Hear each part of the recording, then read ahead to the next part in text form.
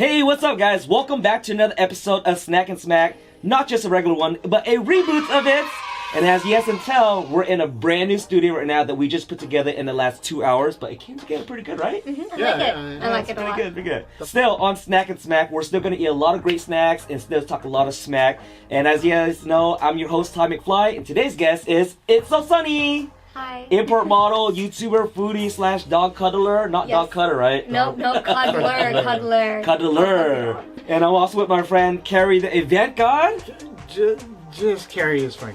Just Cary. No, Yeah, Cary. Cary is behind the scenes of a lot of car shows, a lot of food events. He owns a lot of food trucks, so he's an awesome guy. And today we're going to be talking about a super important topic of the import culture scene. Because I grew up in the import culture in the 90s and early 2000s. So of course, Sunny here, she has been doing modeling for Like 2 years. 2 years now? 2-3 years. First of all, we're gonna eat some awesome snacks. What do we have? We got some exclusive snacks from Singapore. This is Irvin's salted egg.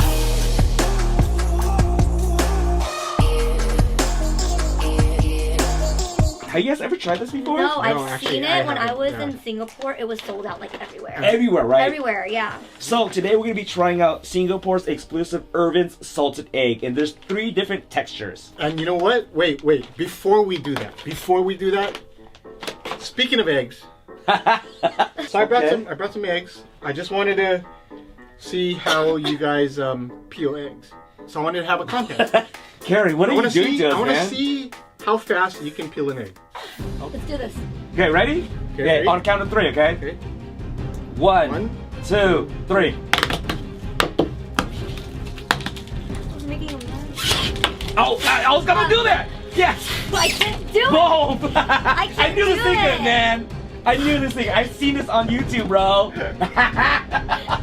Shit. I tried. I didn't blow hard enough. Dude, I knew it. I knew it. I said, there's a trick to I've seen this on YouTube before. Trying to play me? Okay. Hey, we know the secret, though. Did you do it, too? Yeah, I did. But how come you took so long? I didn't blow hard enough. Okay, that was a challenge. Cary went first because he knows the secret. I saw this somewhere online before, and I knew that what you guys want to do is you want to crack it on both sides, right? And then you want to peel out the shell and then blow into it, and it shoots out, right? That's the easiest way to peel an egg. Fastest way to peel an egg, because I know a lot of times hard-boiled eggs, when you try to peel it, right, the shell breaks off and everything like that. How long have you been in NorCal? Coming up a year and 2 weeks. So she says hella a lot.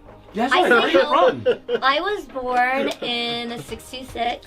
No, I 66. But I moved up to Seattle when I was 2 years old, I think, and I was there since last year. And then I moved down here, and now I'm here. Are there Now- Asian people in And Seattle? now you say hella a lot. I know I've been saying hello. I do say it. If you guys don't know, hella is a very Bay Area slang word that's used throughout the Bay, but I've noticed a lot of other California people are picking it up. Because I went to school in Riverside, which is down south, and then back in the days, which is, I'm really old, if you said hella, they're like, oh my god, you're from the Bay Area, aren't you? And now 2019, hella people say it. Speaking of import scene, right? There's Yes. hella flush too. So Did hella flush come from the Bay? yeah, Mark. Oh, from Illis. Yeah. Oh, Illis, that's hella right. flush, yeah. Oh, so start from here. Yeah. So, I mean, just speaking about that topic, so today we're going to be talking about the import car culture, and I think it's so important to the Asian community because growing up for myself, like, it was during, like, the Asian Pride days, you know? Asian Pride. Like, but let's get back to the snacks. So, we're going to be talking about the import car culture, but I want them to try out these snacks here. Of course, this is the Irvin salted eggs. It's super popular, and if you guys are in the area, you can actually buy it at Hong Kong, Singapore, Philippines, I think Taiwan, and a couple other countries. They maybe bring it to the US. So watch out for that. So, Let's open it. yes. No, what you guys want to do here first. So there's actually 3 different textures. This is the salted fish skin. Now that is the Okay. super interesting one. Have you guys ever tried like pork chicharrones, like the Yeah. pork rind? Yeah. This is fish skin. This one right here is the cassava root. So it's like a root. It's like a little bit more thicker than potatoes, and that is the regular potato chips. So let's shake it up. Right. Oh yeah, shake it up. ASMR baby, ASMR. So this is actually the not the original flavor. This is the spicy version of it. So if you guys like spice, this is gonna kick your butt. So Sunny, why don't you open up that first? Dude, get Oh at my. it. What if I do? That it went right. Oh, ooh, let's try it. Oh my, I feel waiting for you guys already. It's okay. She's like, I'm hungry. What is this shoot over?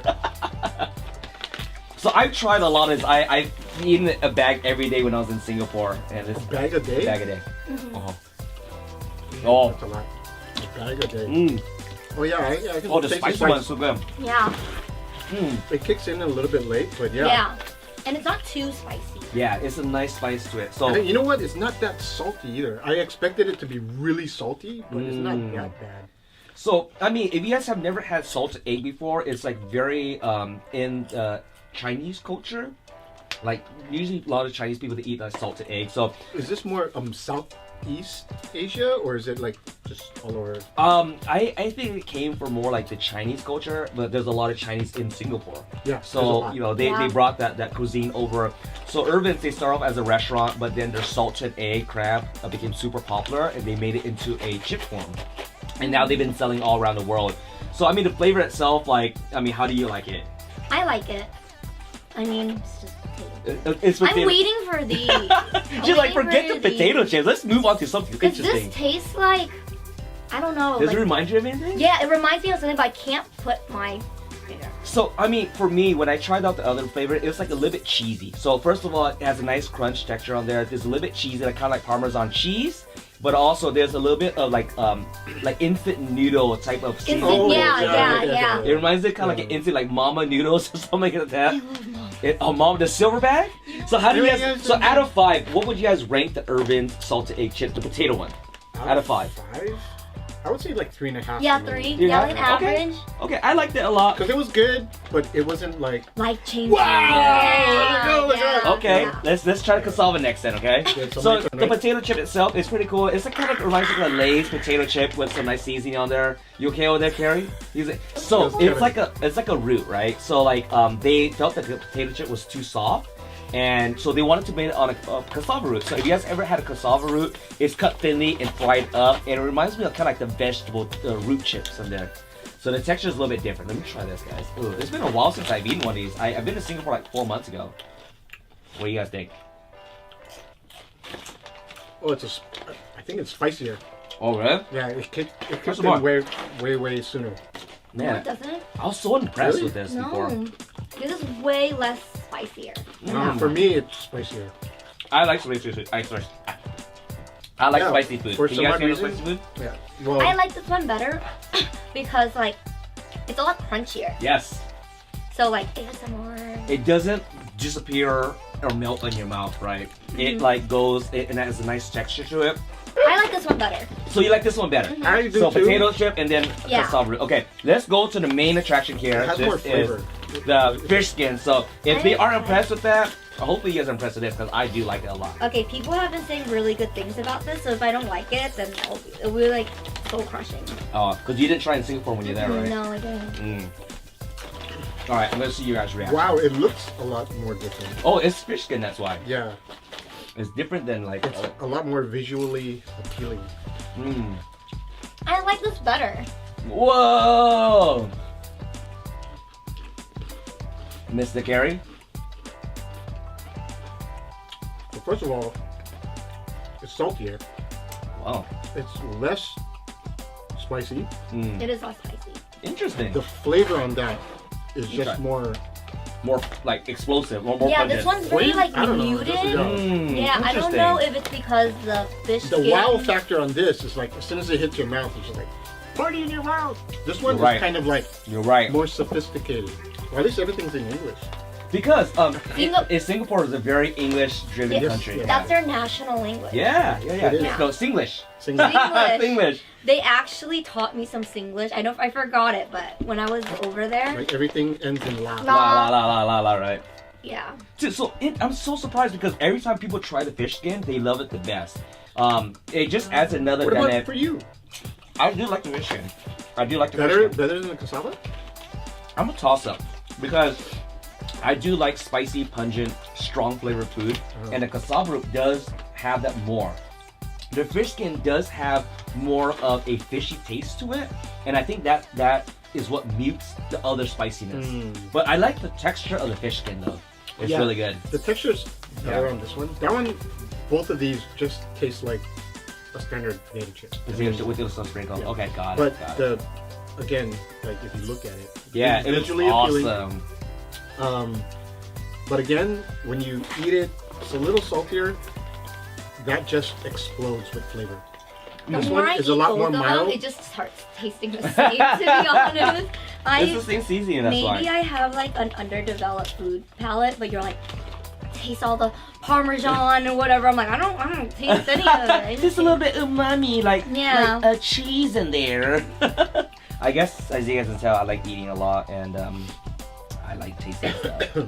But hopefully you guys enjoyed it so far. I mean, these bags are kind of expensive though, because in Singapore, a bag like this is like $16 US for each bag. So it's kind of expensive. Dang, why is it so expensive? It's just because like, you know, the product itself is like very hyped up. I think like 20 fish had to die for this. Yeah, for the fish skin. Like, yeah. I feel like if people just didn't hype it up Yeah. for me, I would have enjoyed this more. Yeah. But anyways, guys, we're gonna be talking about some awesome things, which is about the import car culture. And you know, me growing up in the Asian Pride days, like car culture was so big. This is even before Fast and Furious, right? Before Fast and Furious came out, which was in 2000, Like early 2000s? 2001. I think it was 2001. Around that time. You're 5 years I was old. Oh 5. my God. Wait, what? She was 5 years old when Fast and Furious came out. When Fast and Furious came out, actually, I don't want to say my age, but I'm old. Let's just say I was in high school. I was in high school when Fast and Furious came out. How old were you, Cary, when Fast and Furious came out? I don't remember exactly how old I was, but we saw it at Mercado. Oh, me too. Yeah. So the funny thing is, we saw it at Mercado. And back then, I was running with a crew. We had like Supras and RX-7s. And Oh, stuff like that. yeah. So when we came out, like there was a huge crowd around our cars, and we were wow. like, "Whoa!" Whoa. Yeah, it was pretty funny. I remember when it first came out, like all of us were into cars, and then we set up a meet, and all of us were rolling it together. We had like Integras and Civics and stuff like that, and you know we didn't have that much money, so like one guy had like an aluminum wing with stock ass wheels. One guy had one of the front bumper, and that's it. You know, like, Oh my god. and it was like, you know, very janky, very low budget cars, but it was so fun because we all rode it. We're like 20 deep. We all came out, hung out, and it was. I think that's the car culture. That's what it's about. It's about hanging out with your friends, shooting the shit, and just like building something together. You know. So I want to get into that because I know, Cary, you've been in car culture for a long time. You came from Hawaii, which actually About has 2 years. 2 years. Yeah. Okay, 2 years in Hawaii. I But- love the Hawaii car scene. What's so different about? So I mean, I was born and raised in the Bay Area. So the car scene over here, how is it different than Hawaii? Because I've never been to a car show in Hawaii. So car show, car scene. Car show, because I can only speak from like a model standpoint. Because More perverts there. no, they're I bet you actually sold very- a lot. You I sold a lot. Exactly. Not only that, like, but Oh, this is so interesting. like, all the models tell me like the same thing. one of my main fan bases is in Hawaii. That's awesome. Yeah. So like when I went there, I had like a line for the entire time I was there. So it was like an hour wait just to see me. That's and I was crazy. like, what the hell? Why? Because they don't get a lot of like mainland people. They're stuck on a rock. So yeah. middle of So the basically ocean. when I come, they're like, they give me gifts. They like everything. Yeah, when I came there, nobody knew who the hell I was. Flowers, But food. you got laid at the airport? Yeah. Huh? Did you? You didn't get laid at the airport? Oh, late. Oh, I mean, flower. I was like, wait, my wife is here. wait. Yeah, so I love Hawaii because everybody's so like respectable too, and Yeah. it's not just like, oh, it's just like a line of guys. There's like their guys with their girlfriends will come too, and they're like, That's oh my so god, we cool. really supportive. I love Hawaii. So, would you say the car scene in Hawaii is different than the mainland? Like the fan base? Or... It depends per city too, because I've traveled like across the U.S. with a car show. Okay. So I've been to different cities, and each city has their like, it's different. Okay. So, let's just backtrack. Let's just get into it Okay. because Okay. we're talking about the car culture right now. We can talk about the scene, but Sunny, how long have you been in the model world for? Like the import model world? Like, how would you even define that first? So I started modeling 2016, like late 2016. Okay, which is And 3 years ago, and you're 3 still years infant. ago, and then I stopped modeling. Oh my god! So I was only actively in the scene for like a year and a half. And you built. I mean, if you guys didn't know, she has like 300,000 followers on Instagram. Yeah. That's awesome. And within a year and a half, like, you built up that massive... Yeah, surprisingly. And then I'm just starting to get back into the scene because basically, long story was, I've never really thought of modeling as a long-term career. Got it. Yeah. So how I started was, I actually got, like, scouted for Rolling Stone to do a test shoot. Wait, the Rock and Roll Rolling Stone? Like, yeah, the magazine, and I don't know if it was like, I don't know if it was Did just you even know what it was? No, I was like, I've heard of it. I'm like, Rolling okay, Stone. sure. And then when I get there, they're like, you're kind of too short. And I'm like, whoa, you guys saw me, whatever. And then there was this girl too. She was like, oh, Hot Import Nights is that weekend. Why don't you go? And I'm like, my ex at the time was really into cars, and so I'm like, okay, yeah, let's go. And then when I went, there was like a lot of interest in me, like. Photographers were giving me like their so cars. This is your first car show. This is my very first car show. What city was this in? Seattle. Seattle. So this is Hot Import Days. Oh, Hot Import Days, okay. When Christina Chai won Miss Hot Import Night. So Okay. so like 2016. 2016. And then so I was like, so I went home and I did more research and I'm like, you can make money off of this. Ooh, Okay. Scare the bad girl. And I was like in school, you know, so I was like, okay, whatever. And so the more local car shows that I did, the more my following became. So I was like, oh, okay. And then Hidden picked me up the next year Got it. as like, So what do you mean picked up? Because I they asked me went to car shows. Yeah. So I mean, for a lot of viewers that don't know, you know, I went to car shows just as a viewer, but I don't know all the behind the scenes. So like, behind the scenes, the model we're gonna get coordinator. juicy with it. So the model coordinator and the owner was like, hey, so we saw you from last year, and when they saw me again this year, because Hot Import Days was like towards the end of the car show season. Yep. So the next year I had like 10,000. So they're like no offense. They're like, no offense, but like not a lot of girls from Seattle make it, you know.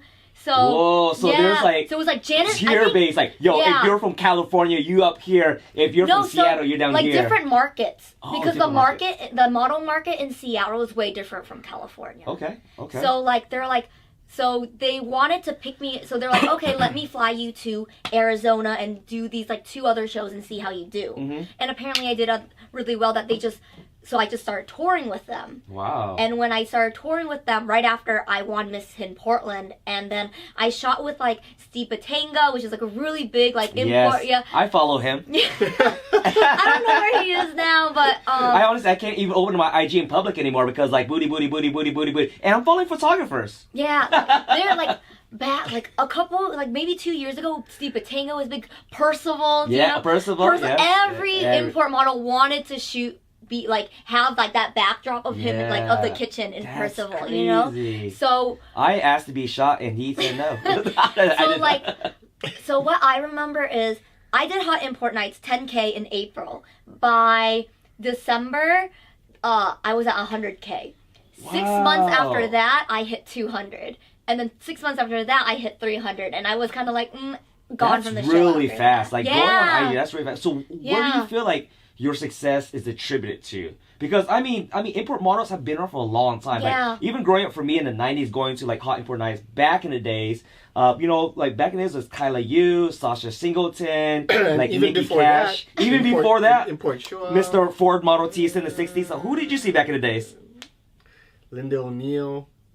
Yeah, I don't know. Oh man, yeah. No. You weren't even born yet. I can't even remember their names. I wonder where they are now. Yeah, it's so different now, right? So we're kind of talking about a little past, a little present, and like currently where the stage is at. But just getting back into it. So for yourself, you grew 300,000 followers within that. Where would you say what do you think your success is attributed to?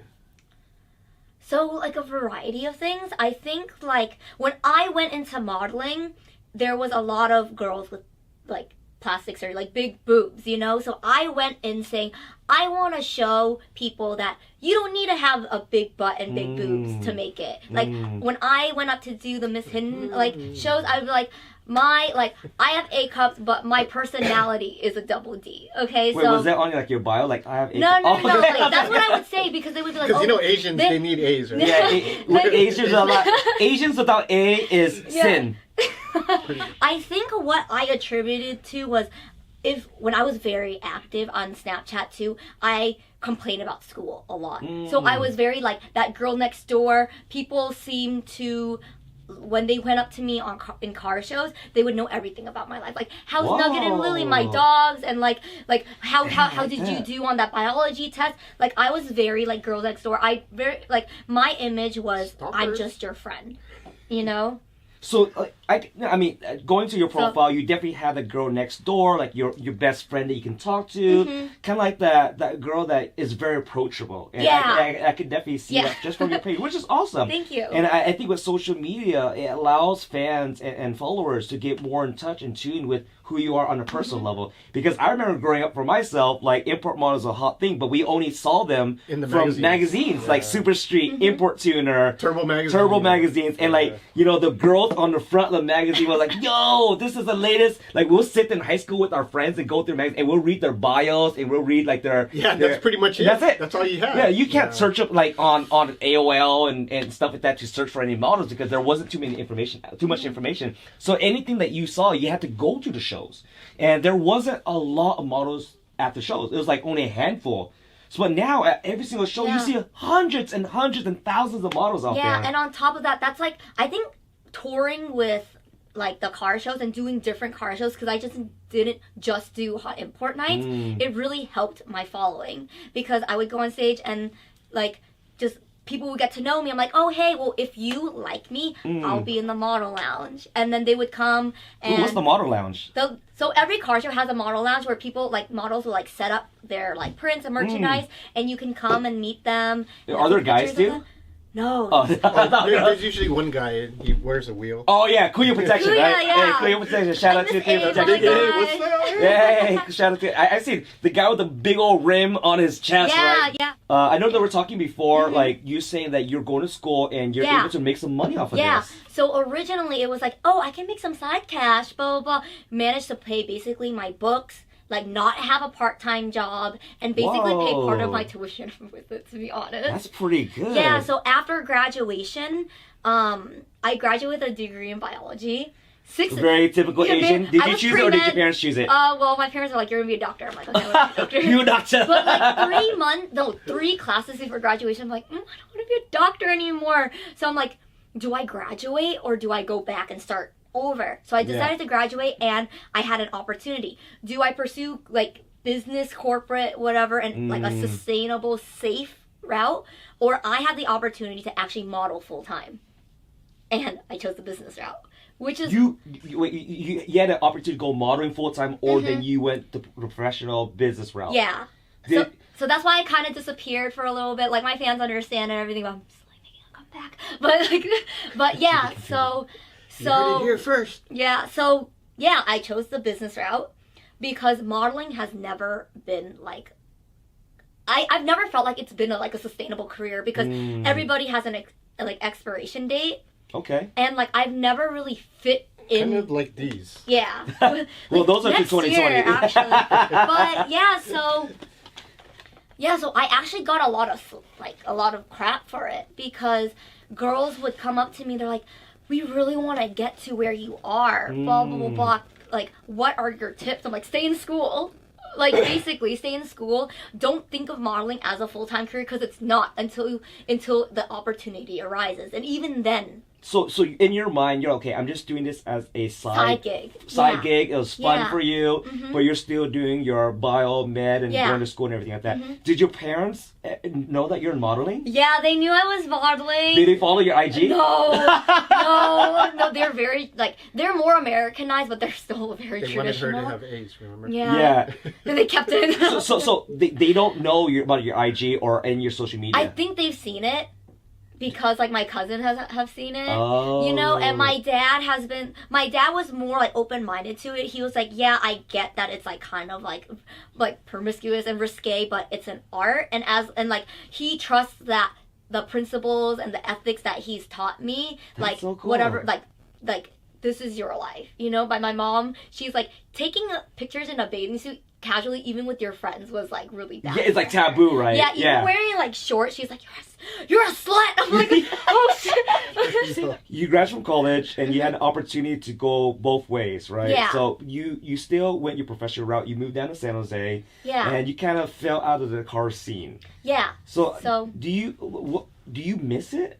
I did a lot. I went through like some sort of an identity crisis because when I graduated, I worked at a manufacturing startup up in Seattle until I like did long distance with my boyfriend for a year, and then I decided I always wanted to move to California. So he's like, "Oh, just move down here.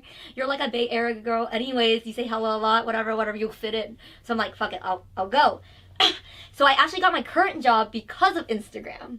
That's pretty good. Yeah. So, wait, they saw your modeling page? Yeah, so they saw my modeling page, and Was the hiring manager like, ooh, no, their social... we're gonna get her resume. So what happened was so I went down here with no job, and I was working at a restaurant, and their social media manager reached out to me, and they're like, "Oh, we're doing like a demonstration in our San Jose location. Sorry, why don't you come and try it out? Like, we are interested in doing a collaboration with you as an influencer." I'm like, "Actually, your girl's looking for a job." You came there for a gig to do social media, but you were asking them for a job. Yeah, so I was like, "Is there any opportunity to work with you, even if it's just an internship? You know, because corporate in Silicon Valley, there has to be an internship." Yeah. So apparently, I left a really good impression on the CEO, and then he invited. Does he follow you? No, I don't know. But then, basically, long story short, he invited me to CES, the biggest electronic car show in Las Vegas. Nice. That's so interesting. Well, I'm glad that you're able to now still pursue your passion, but also have something that I think will be, like you said, more financially stable. Yeah, right? yeah. But I want to know, like, in the modeling world, though, like, there's so many guys. I think in the car world, I read a stat today. It said, like, 97% of people in the car world is, like, dudes, right? So that's my stat. That's my demographics, too. Yeah. Like, I think, like, 95% following me are men. Men, yeah. 5% are, like, women. So, yeah. I mean, you have a boyfriend. I do have a boyfriend. Did you have a boyfriend while you're modeling? Yes, I did, actually. Did you It's not the same boyfriend. Oh, so different boyfriends. So, Did you meet him in the scene? my current boyfriend? Yeah. He found, yes. He was a fan? He found, okay, funny story. He found me on Instagram, and he's like, Found you on it. Found you on Instagram. "Who is this girl?" Blah, blah, blah.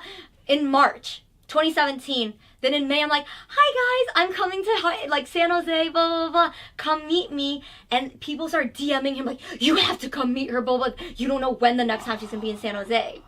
So do you feel that having a boyfriend in the import model world, does that hurt? It does hurt you. It does hurt you, right? Because when I was dating my ex, when I was modeling, we're like, don't be near me. Don't, no PDA. You're hurting the image. Oh. You know, because when I'm at so you want to be like accessible. When I'm at a car show, I'm trying to sell an image. Yeah. I'm trying to sell like the girl next door image. You know, Yeah. it's work. Yeah. You know, and like I love meeting my fans, but like when you follow me on Instagram, you already have like a pre-notion of like how I'm gonna act, how I'm gonna be.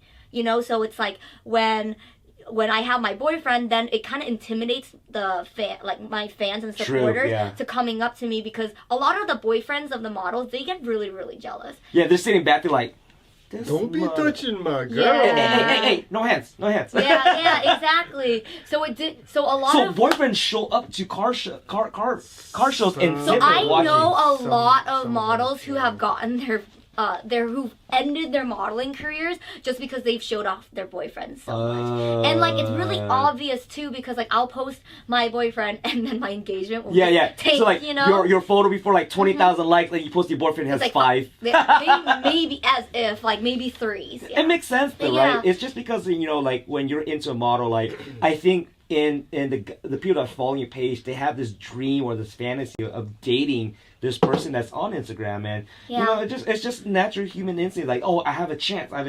But your boyfriend, he believed that he really did have a chance. And oh my god, he scored the golden ticket, right? So that's really interesting. So that's on one side of things, but let's talk about creepy encounters, because I've been at car shows before. I've been sexually assaulted. Like one of my my very first SoCal car show, I forgot the name actually, but I would do this thing where they're like, "Oh, can we take a picture?" Of course, you know, whatever. And they're like, "Oh, let's do a funny one." So I did a kissy face.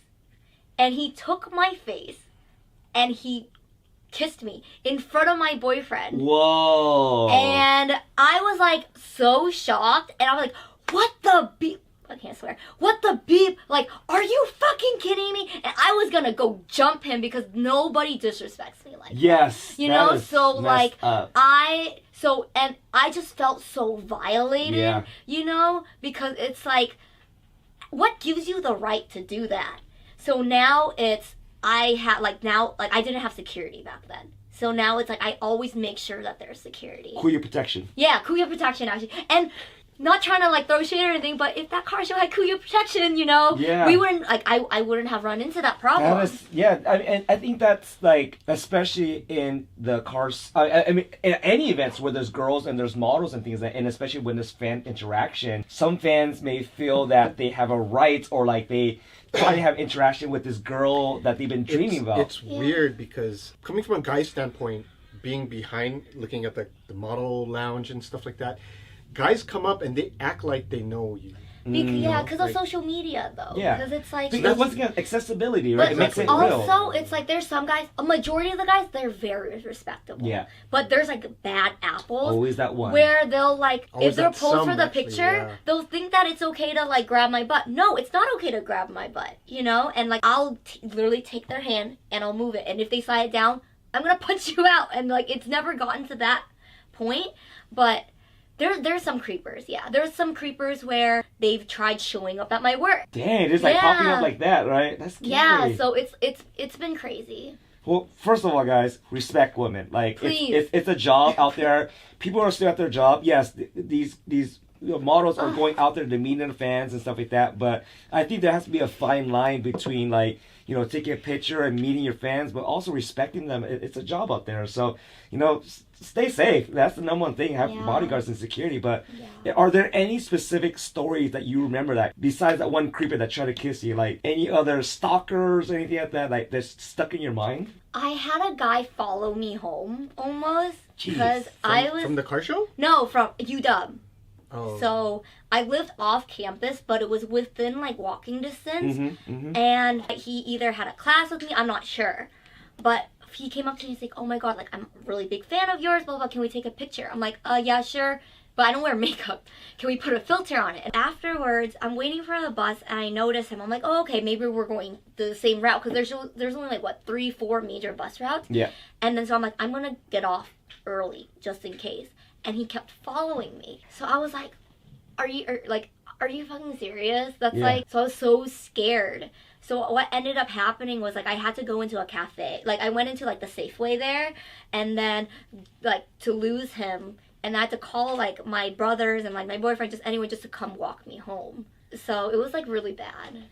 It's like celebrities, like pretty much you're a celebrity, you know, and because you know you're in the public's eye, like people kind of know, and especially nowadays with social media, it's so scary because people can see geo-tracking, they can see where you're at, who you've been with, and they can follow you. What club you hang out with, you know? So that's the scary part nowadays, you know, because back in the days, like, you know, with modeling and stuff like that, like people wouldn't know where you're at. There's no social media around. But, you know, I think I'm sure there's still cases of like sexual assault and like all the scary things like that.